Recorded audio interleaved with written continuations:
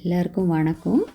இன்றைக்கி நம்ம சேனலில் ஒரு ஸ்ப்ரிங் ஆனியன் வச்சு ஒரு ரைஸ் ரெசிபி, வெங்காயத்தாள் வச்சு ஒரு ரைஸ் ரெசிபி பார்க்கலாம் வாங்க.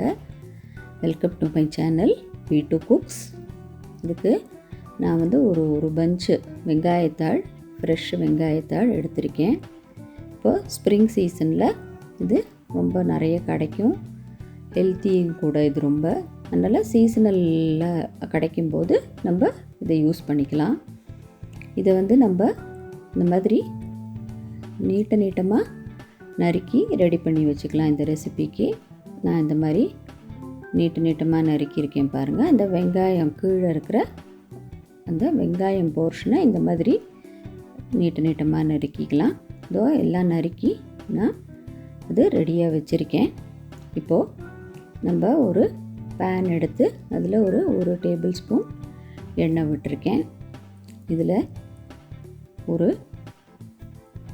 1/2 டீஸ்பூன் ஜீரகம் ஆட் பண்ணுறேன். ஜீரகம் நல்ல வாசனையை வர வரைக்கும் பொரியட்டும்.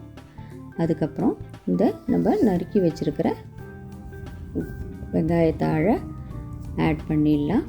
கொஞ்சம் பூண்டை நசுக்கி ஆட் பண்ணியிருக்கேன். அப்புறம் நம்மளுக்கு தேவையான காரத்துக்கு பச்சை மிளகாய் கீரி ஆட் பண்ணிக்கலாம்.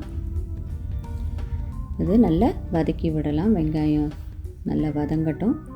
அதுக்கப்புறம் ஒரு க்ரன்ச்சு ஃப்ளேவருக்காக ஃப்ரோசன் பட்டாணி நான் போடுறேன். இந்த இதுக்கு போட்டுட்டு அதுக்கப்புறம் நம்ம அந்த வெங்காயத்தாளில் இருக்கிற இந்த க்ரீன் போர்ஷனை நறுக்கி அதையும் இதில் சேர்த்துக்கிறேன்.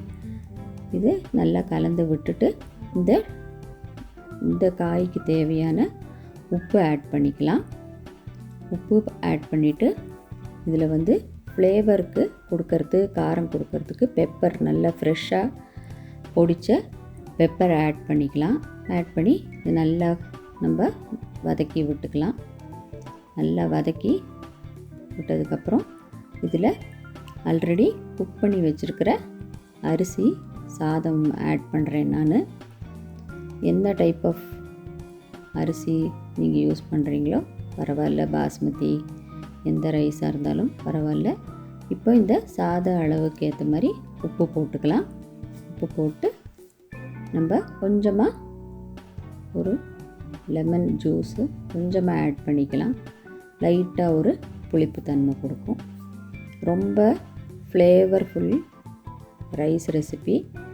ரொம்ப மசாலாலாம் இல்லாமல் மைல்டாக சாப்பிட்ணும் அப்படின்னு தோன்ற அன்றைக்கி இந்த மாதிரி ரெசிபி செஞ்சு ரைஸ் ரெசிபி சாப்பிட்லாம். டிஃபன் பாக்ஸுக்கும் பேக் பண்ணி கொடுக்கலாம். கண்டிப்பாக பண்ணி பார்த்துட்டு கமெண்ட் பண்ணுங்கள். தேங்க்யூ ஃபார் வாட்சிங்.